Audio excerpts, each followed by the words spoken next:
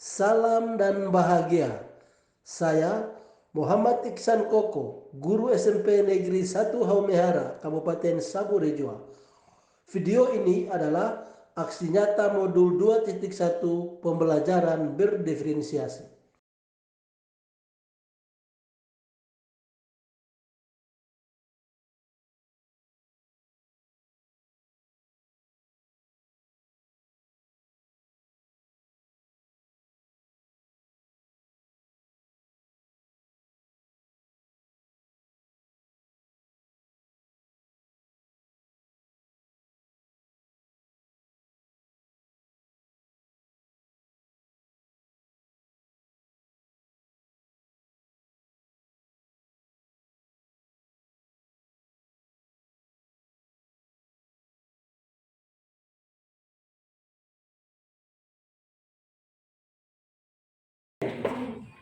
Selamat siang anak-anak. Siang, Pak. Hari ini Pak Guru akan melakukan pemetaan kebutuhan belajar murid. Kenapa Pak Guru melakukan pemetaan kebutuhan belajar murid? Tujuannya adalah ketika Pak Guru merancang perangkat pembelajaran, itu sudah betul-betul sesuai dengan kebutuhan belajar murid. Jadi ada tiga kebutuhan belajar murid, yaitu yang pertama kesiapan belajar, yang kedua adalah minat belajar, dan yang ketiga adalah profil belajar siswa. Nah, untuk itu Pak Guru akan membagikan lembaran kebutuhan belajar murid ini untuk kalian isi. Setelah kalian isi, Pak Guru akan melakukan pemetaan siswa mana yang masuk di kelompok ini, kelompok itu, dan kelompok yang lainnya.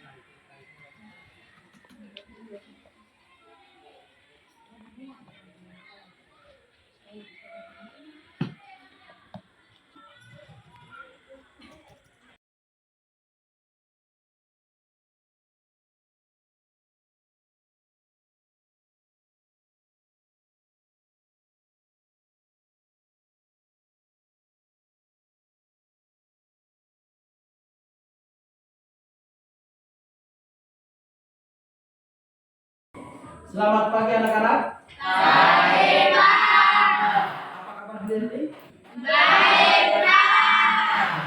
Hari ini sebelum kita belajar, kita berdoa. Siapa yang bersedia untuk berdoa?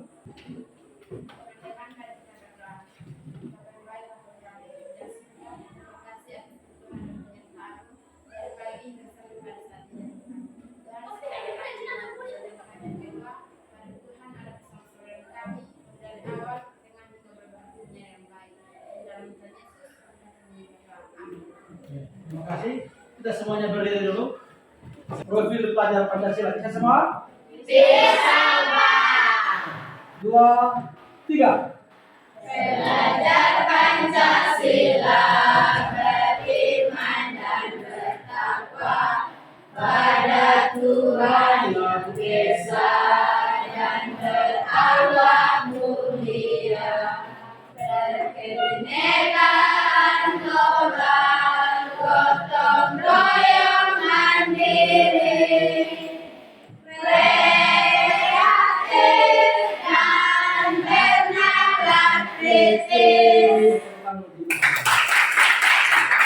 Kita kelas semuanya hadir? Tidak, Pak. Nah, yang tidak hadir hari ini? Cynthia, Ismail. Yang kita hadir 5 orang ya. Terima kasih yang sudah hadir untuk mengikuti pembelajaran kita hari ini. Baik anak-anak, hari ini kita akan melanjutkan pertemuan kita pada pertemuan yang berapa hari ini? 5. Pertemuan yang kelima. Ada berapa tujuan belajar kita hari ini? 3. Tujuan pembelajaran yang pertama, silakan Sarah. Peserta didik dapat menjelaskan bagian-bagian sel saraf beserta fungsinya dengan benar. Oke, yang kedua, silakan Nandi. Peserta didik dapat menjelaskan. Yang ketiga, Rian. Peserta didik dapat menjelaskan kelistrikan pada secara dengan benar. Jadi tujuan pembelajaran kita hari ini ada baik anak-anak, kita sudah sama-sama mendengar atau mengetahui tujuan pembelajaran kita hari ini. Sebelum kita melanjutkan pembelajaran, terlebih dahulu Pak Guru menyampaikan proses penilaian yang Pak Guru akan lakukan dalam pembelajaran kita hari ini, yaitu yang pertama penilaian sikap. Penilaian sikap di sini ada 3 yang Pak Guru ambil, yaitu sikap disiplin, kemudian sikap tanggung jawab, dan sikap kerjasama. Kemudian yang kedua adalah sikap keterampilan yang Pak Guru ambil adalah pada saat Anda melakukan presentasi. Jadi yang Pak Guru ambil itu adalah dia melakukan presentasi dengan baik, kemudian dia mampu bertanya, kemudian mampu menjawab, kemudian kemampuan memberikan usul saran. Itu penilaian keterampilan. Terus yang terakhir penilaian pengetahuan. Pak Guru di akhir pembelajaran ini Pak Guru akan membagikan soal evaluasi 10 nomor untuk dikerjakan dan diambil sebagai nilai pengetahuan. Jadi berapa penilaian yang diambil hari ini? 3. Yang pertama sikap, keterampilan, dan pengetahuan. Jelas semuanya? Cepetan dulu. Pada pertemuan yang kemarin kita sudah belajar tentang materi tentang beda listrik dan beda potensial. Baik, sekarang coba perhatikan di papan anak-anak. Gambar apa ini? Siapa yang tahu fungsi dari benda yang ada di papan ini? Untuk menghantarkan arus. Tepuk tangan dulu untuk kita. Jadi, kabel ini sering kita tahu fungsinya adalah untuk menghantarkan arus listrik. Contohnya, listrik yang ada di Mesara ini, dia bisa ada karena ada aliran listrik yang dihantarkan melalui kabel. Dari mana? Dari Sabah ke Mesara. Kalau tanpa ada kabel, ya tidak ada listrik sampai di sini. Melalui kabel. Dan yang kedua, apa hubungan antara kabel listrik dengan materi kita hari ini? Materi kita hari ini kan kelistrikan pada sel saraf. Apa hubungannya? Ada hubungannya tidak? Ada hubungannya. Coba kita lihat gambar yang ini. Ada apa saja ini? Ini apa? Otak. Yang ini? Tangan atau sebagai kulit. Yang ini? Mulut. Di dalam mulut itu ada lidah. Kemudian ini? Mata. Ada berapa ini? Berarti ini berhubungan dengan panca indera. Kemudian yang di tengahnya adalah otak. Siapa yang bisa menggambarkan sedikit tentang yang ini? Kenapa semuanya menuju ke otak? Ada yang bisa kasih penjelasan? Singkat saja. Menurut saya, mata, telinga, hidung, mulut, dan tangan termasuk dalam sel saraf. Tentang dulu. Ada yang lain? Perhatikan ya. Kenapa semuanya berpusat pada otak? Karena kita sama-sama tahu bahwa kaitannya adalah dia sebagai penghantar. Listrik itu kan penghantarnya pakai kabel. Sedangkan yang tadi hidung menginformasikan ke otak itu lewat apa? Saraf. Dari tadi Putri bilang pusatnya ada di otak, saraf. Mata melihat informasinya di saraf, ke otak. Lewat apa? Sel saraf. Kalau tidak ada sel saraf, ya tidak bisa ada informasi antara mata dengan otak. Jelas? Jelas? Materinya? Sudah, Pak. Begitu? Baik. Sekarang Pak Guru akan membagikan kelompok sesuai dengan hasil analisis kebutuhan belajar kalian.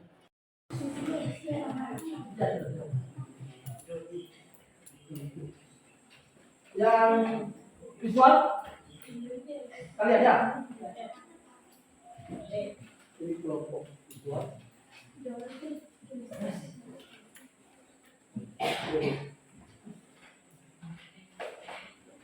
Ini yang kelompok.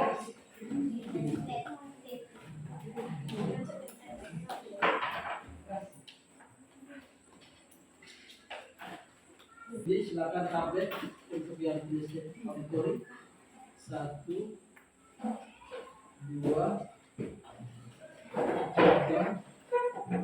4, 5.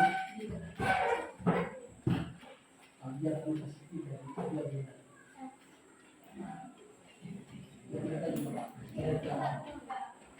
Kalian tidak pakai, kalian gambarnya. Tidak. Guru akan membagikan ke KPD. Di sini Pak Guru akan bagikannya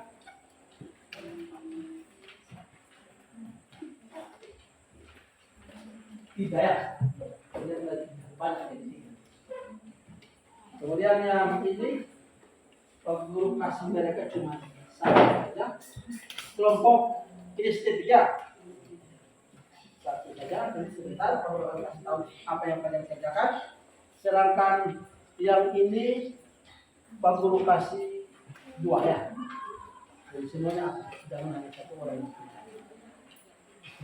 Baik anak-anak, sekarang coba perhatikan. Karena kita ada 3 gaya belajar, ada kinestetik, ada auditori, dan ada visual. Khusus untuk yang kinestetik, kalian punya tugas itu kerjanya nomor 1 dan nomor 2. Kalian kerjanya silakan. Kalian keliling di dinding-dinding kelas ini, sudah ada materinya di sana. Silakan kalian isi sesuai dengan soal yang ada. Kalian bertiga silakan berkeliling untuk menjawab soal nomor 1. Fungsi sel saraf itu apa-apa saja. Kemudian yang kedua, Anda melengkapi gambar yang ada. Itu tugas Anda. Kemudian untuk kelompok yang visual, kalian tolong jelaskan, kalian kerjanya tetap nomor 1 juga ada, nomor 2 juga ada, dengan nomor 3 dan nomor 4. Kalian silakan membaca buku materi yang ada di dalam buku, halaman 178 sampai halaman 183. Atau juga kalian juga bisa menggunakan ya, gambar atau materi yang ada di dalam tablet ini. Silakan. Bukan tabletnya, bisa buka. Nah, buka. Silakan lihat yang tentang kelistrikan pada sel saraf. Silakan dibuka. Jadi kalian kerjanya nomor 1, 2, 3 dan 4. Kalian juga bisa melihat materi yang ada ini. Saya melihat. Paham ya? Sedangkan untuk kita yang kelompok auditori silakan untuk menjawab soal ini, soal RKPD. Kalian kerjanya nomor 1 sampai nomor 7. Nomor 7. Silakan berbagi. Siapa yang kerja nomor 1, 2, kan caranya gini. Siapa yang kerja nomor 1, 2, 3, siapa yang 4, 5, kemudian siapa yang 6, 7. Silakan kalian sepakat. Nah, materinya ada di dalam tablet, itu ada video dan ada gambar. Ya, ada video. Kalian juga kalau memang pingin ada yang mau silakan mau lihat materi yang ditempel silakan. Tapi fokus kalian itu ada di dalam tablet. Karena kalian harus mendengar penjelasan yang ada di dalam video. Paham ini? Paham, Pak.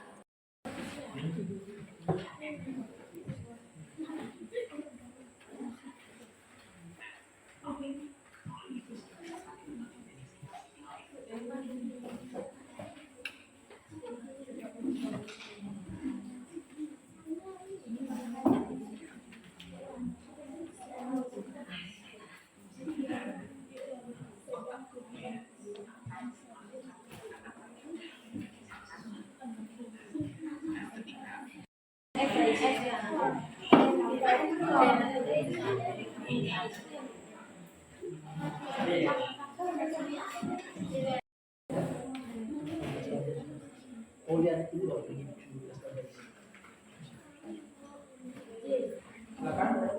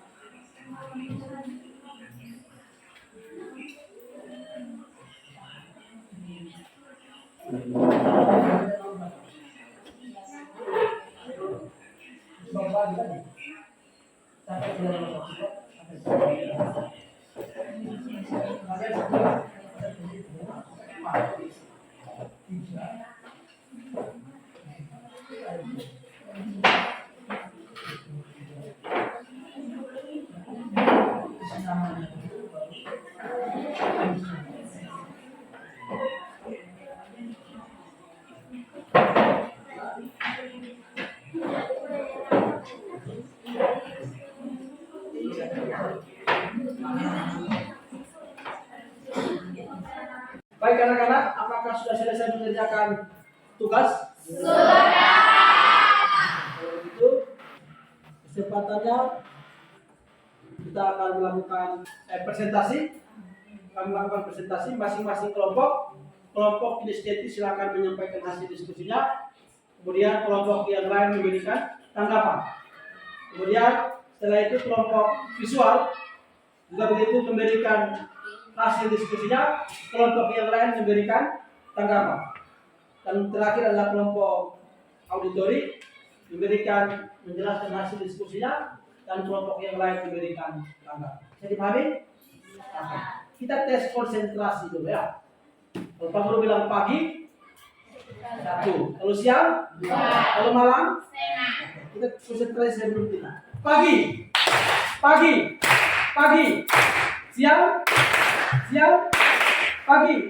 malam, pagi, siang. Sebentar dulu. Baik.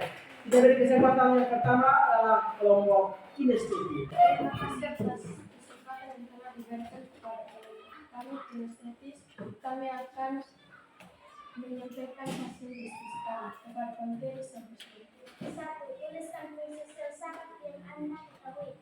1. Alat pendukung tubuh dengan jumlah ruang melalui pinggang.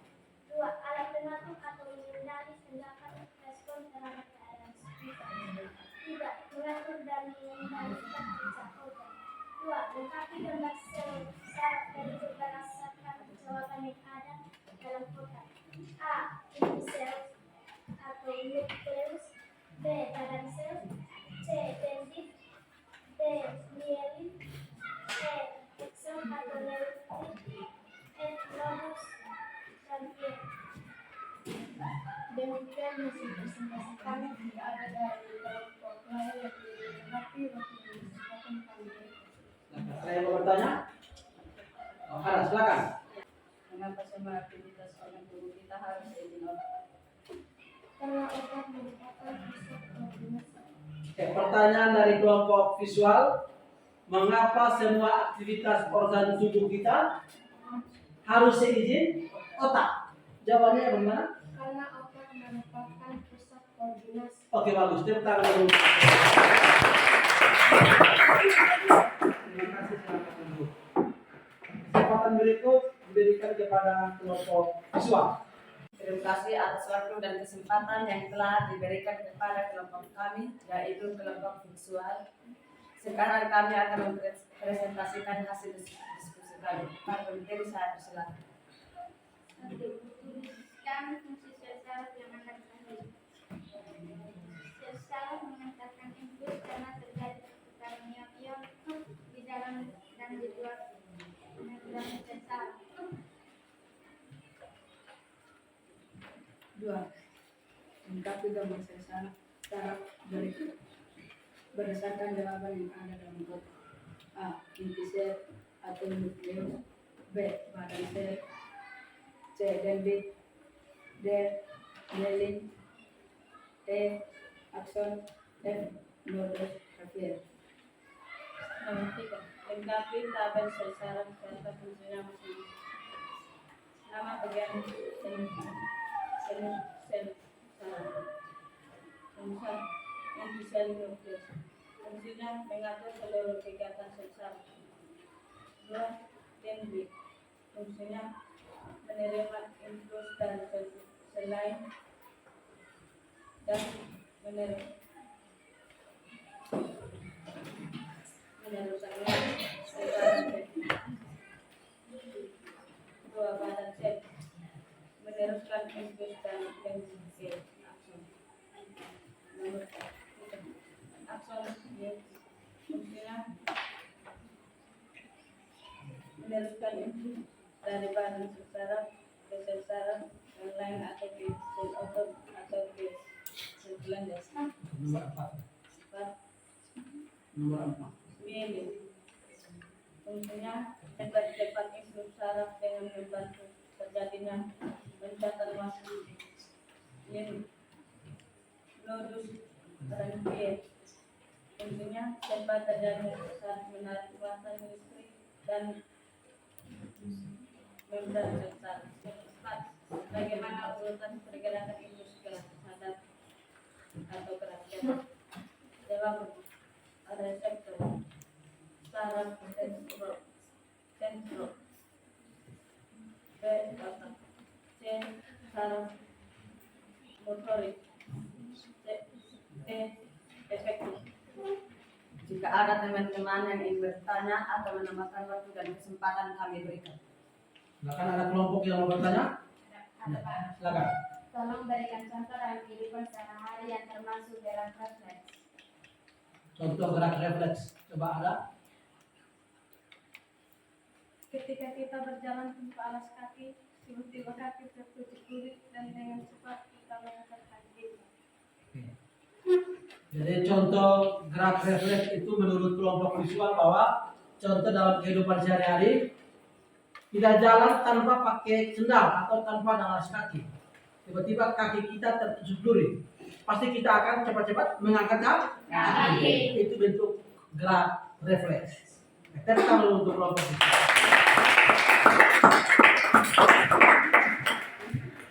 Silakan kesempatan yang berikut, silakan kelompok auditori. Selamat pagi Pak Guru, selamat pagi teman-teman. Selamat pagi. Terima kasih atas kesempatan yang diberikan kepada kelompok kami, yaitu kelompok auditori. Sekarang kami akan mempresentasikan hasil diskusi kelompok kami. Kepada pemateri saya persilakan. Nomor 1. Tuliskan fungsi sel saraf yang Anda ketahui. Jawaban 1. Alat penghubung tubuh dengan dunia luar melalui indera. 2. Alat pengatur atau pengendali tanggapan atau respon terhadap keadaan sekitar. Nomor 3. Mengatur dan mengendalikan kerja otak. 2. Lengkapi gambar sel saraf berikut berdasarkan jawaban yang ada dalam kotak. A. Inti sel. B. Badan sel. C. Dendrit. D.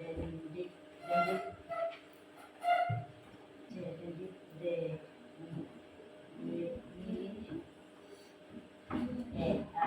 Akson atau neri. Nomor 3. Lengkapi tabel sel saraf serta fungsinya masing-masing. 1. Nama bagian penyusun sel saraf. 1. Inti sel atau nukleus. Fungsinya mengatur seluruh kegiatan sel saraf. B. Dendrit. Fungsinya menerima impuls dari sel lain yang meneruskan ke badan sel. C. Akson atau neurit. Fungsinya meneruskan impuls dari badan sel ke saraf sel, ke sel saraf lain atau ke sel otot atau ke sel kolega. D. Badan sel. Fungsinya meneruskan impuls dari dendrit ke akson. E. Mielin. Fungsinya mempercepat impuls saraf dan membantu terjadinya loncatan muatan. F. Nodus rangkaian. Fungsinya tempat terjadinya tarik menarik muatan listrik. 4. Bagaimana urutan pergerakan impuls gerak sadar atau gerak biasa? Jawaban reseptor, sensoris, otak, motoris, dan efektor. 5. Bagaimana urutan pergerakan impuls gerak tidak sadar atau refleks? Jawaban: reseptor, sensoris, sumsum tulang belakang, motoris, efektor. 6. Apa yang Anda ketahui tentang impuls saraf? Jawaban: impuls saraf adalah sinyal listrik berisikan berbagai informasi yang dikirim dari otak ke tubuh atau sebaliknya. 7. Bagaimana proses impuls atau rangsangan listrik pada saraf manusia? Proses yang pertama, saraf neurotransmitter dilepaskan dari ujung akson suatu sel saraf ke dendrit pada sel saraf lain. Maka impuls akan diteruskan ke sel saraf berikutnya. Proses yang kedua, influx ini akan membaca ion Na+ yang awalnya terdapat di luar membran akson menjadi masuk ke dalam membran akson. Proses yang ketiga, membran dalam akson menjadi lebih positif saat menerima rangsangan listrik atau influx. Proses yang keempat, influx kemudian akan mengalir atau bergerak di sepanjang membran akson hingga ke ujung akhir sel saraf. Dan proses yang terakhir, saat rangsangan telah mencapai ujung sel saraf, maka neurotransmitter akan dilepaskan lalu kembali menuju sel saraf lain atau sel tujuan. Ini saja hasil presentasi dari kelompok kami. Jika ada dari teman-teman yang ingin bertanya, waktu kesempatan kami berikan. Silakan, yang mau bertanya berdiri ya. Kelompok mana? Oke, silakan. Ion apa saja yang berperan dalam perambatan influx sel saraf? Ion Na+ atau natrium dan ion K+ atau ion kalium. Oke, kita dulu.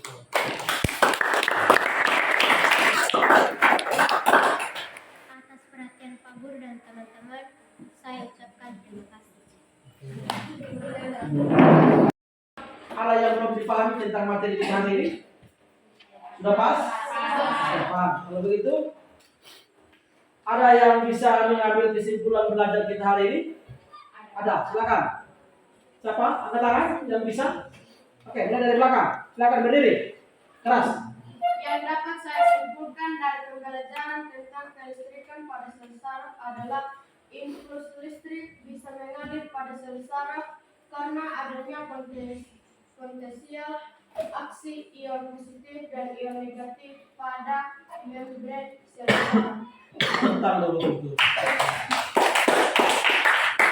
Ada lagi? Silakan. Tadi angkat tangan. Silakan. Berdiri. Yang belajar saya hari ini adalah fungsi sel saraf ada 3 yaitu 1. Alat penghubung tubuh dengan dunia luar melalui indera, mata, hidung, telinga, lidah, dan kulit. 2. Alat pengatur atau pengendali tanggapan atau reseptor terhadap keadaan sekitar. 3. Mengatur dan mengendalikan kerja otak. Oke, bagus. Yang pertama dulu itu. Siapa lagi yang ada tangan? Silakan. Kesimpulan belajar saya hari ini adalah bagian-bagian sel saraf ada 5 yaitu dendrit berfungsi sebagai menerima influx dari sel lain dan meneruskan ke badan sel. Yang kedua, badan sel berfungsi sebagai meneruskan impuls dari dendrit ke akson. Yang ketiga, akson atau neuron berfungsi meneruskan impuls dari badan sel ke sel saraf lain atau ke sel otot atau ke sel kelenjar. Yang keempat, mielin berfungsi sebagai mempercepat impuls saraf dengan membantu terjadinya loncatan mata.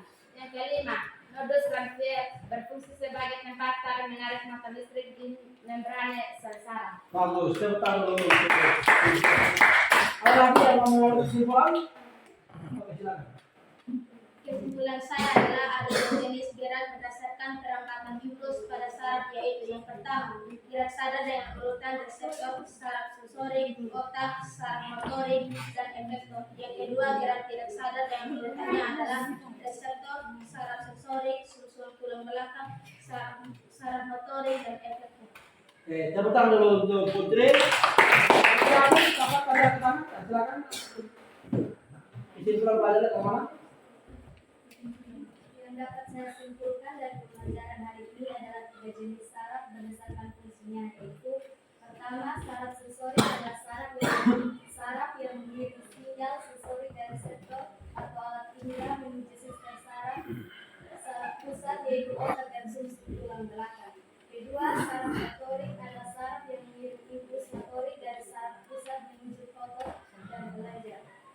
Tiga, saraf penghubung adalah saraf yang menghubungkan sel saraf yang satu dengan sel saraf lainnya, yaitu penghubung antara sel saraf sensorik dan sel saraf motorik. Oke, bagus. Tepuk tangan. Ada lagi? Baik, tadi Pak Guru mendengar kesimpulannya sangat luar biasa, mulai dari yang pertama fungsi sel saraf, kemudian bagian-bagian sel saraf, kemudian ada kelistrikan pada saraf. Jadi terima kasih yang sudah memberikan kesimpulan. Pak Guru mau tambahkan sedikit tentang kesimpulan ini, anak-anak. Jadi tadi kita sudah belajar bahwa rangsangan itu hanya terjadi pada sel saraf. Data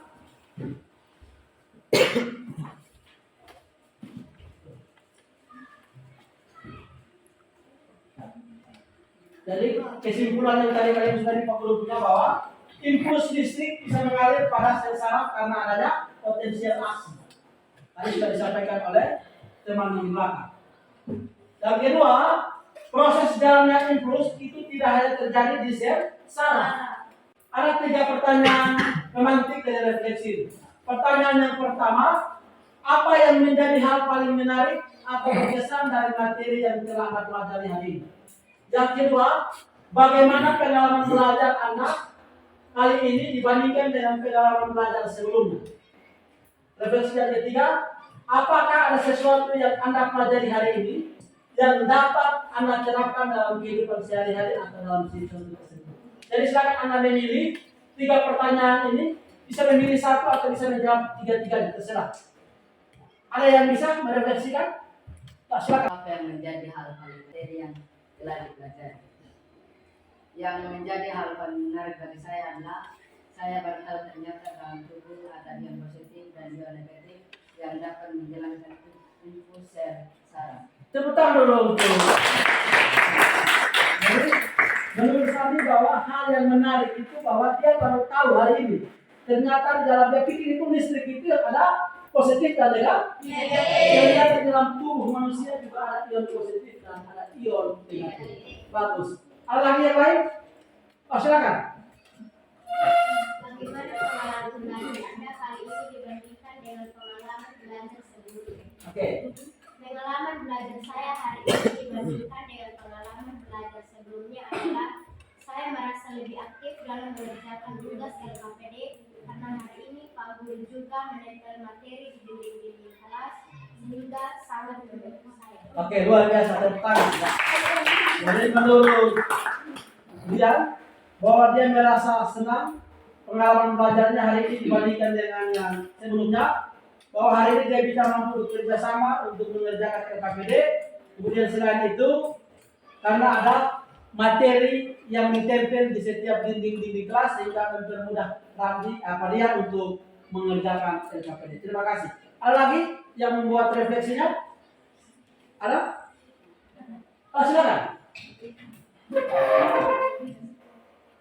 Ya, silakan. Apakah ada sesuatu yang Anda pelajari hari ini yang dapat Anda terapkan dalam kehidupan sehari-hari atau dalam situasi tertentu? Ya, silakan. Ada, yaitu jangan pernah berhenti berpikir atau belajar, karena belajar yang paling bagus adalah belajar secara rutin. Ketika kita sering berpikir atau belajar, maka sinapsis akan terhubung dengan sel saraf lainnya. Ketika sinapsis banyak yang terhubung ke sel saraf lainnya, maka impuls yang melewati sel akan semakin lancar dan bisa semakin banyak, dan pada saat itulah kita sering sebut otak kita encer. Jadi jangan pernah berhenti berpikir atau belajar supaya otak kita tidak beku seperti es batu. Oke, luar biasa. Tepuk tangan dulu untuk Putri. Jadi, ini soal untuk evaluasi pertemuan kita hari ini.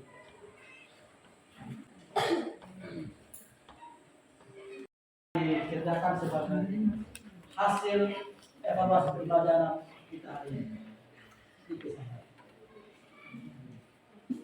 Ada cara.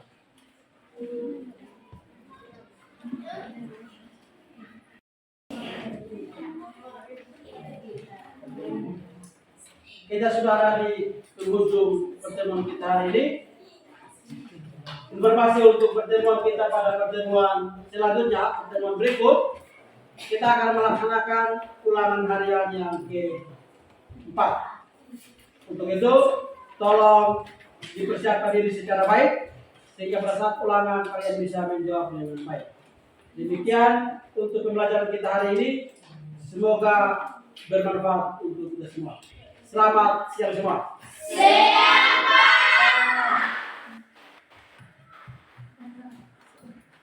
Baik anak-anak, kita sudah ada di penghujung pertemuan kita hari ini. Sebelum kita mengakhiri pembelajaran kita, Pak Guru minta satu orang untuk berdoa. Tuhan, terima kasih atas nafas kehidupan yang Engkau berikan ya Tuhan. Terima kasih juga Tuhan sudah menjaga kami dari tadi hingga saat ini ya Tuhan. Tuhan bersalah dan dosa kami Tuhan, di dalam Tuhan Yesus kami berdoa.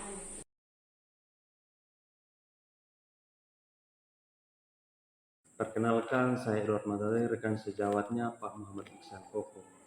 Saya menyampaikan selamat kepada Pak Iksan yang telah melaksanakan aksi nyata tentang implementasi pembelajaran berdiferensiasi. Pembelajaran berdiferensiasi yang telah diterapkan Pak Iksan di kelas 9D, saya melihat telah berdampak positif pada murid. Dengan menerapkan pembelajaran berdiferensiasi di kelas, saya melihat murid-murid lebih semangat dalam belajar, karena pembelajaran yang dilakukan berdasarkan kebutuhan murid.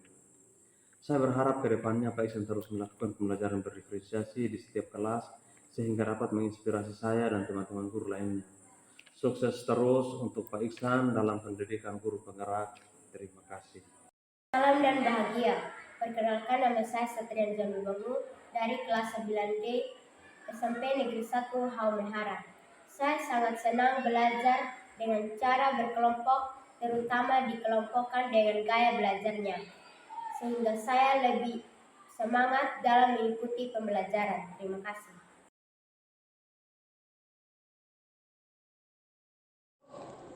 Selamat sore Pak Guru, saya Satrian Jamil Bangu, kelas 9D. Berikut adalah tugas saya tentang ringkasan materi kelistrikan pada sel saraf. Bagaimana caranya saraf kita ini bisa menghantarkan impuls listrik, atau bagian syaraf mana yang akan saling tarik-menarik atau tolak-menolak? Sama seperti arus listrik pada umumnya, muatan yang ada pada sistem syaraf, baik itu berada pada bagian luar atau dalam sel, tentu tidak bisa bergerak sendiri.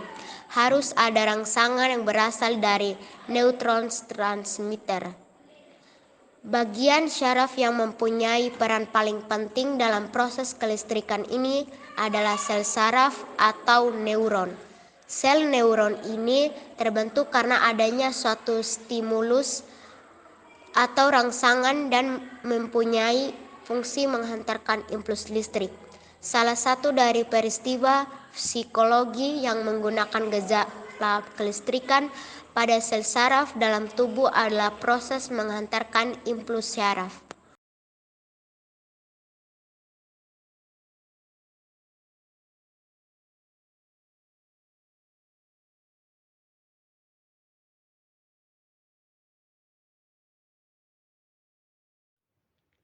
Selamat malam Pak Guru, saya Sarah Kepali, kelas 9D. Berikut adalah tugas saya untuk membahas tentang ringkasan materi tentang kelistrikan sel saraf. Sistem saraf manusia. Sistem saraf manusia terbagi menjadi dua bagian, yaitu sistem saraf pusat dan sistem saraf tepi.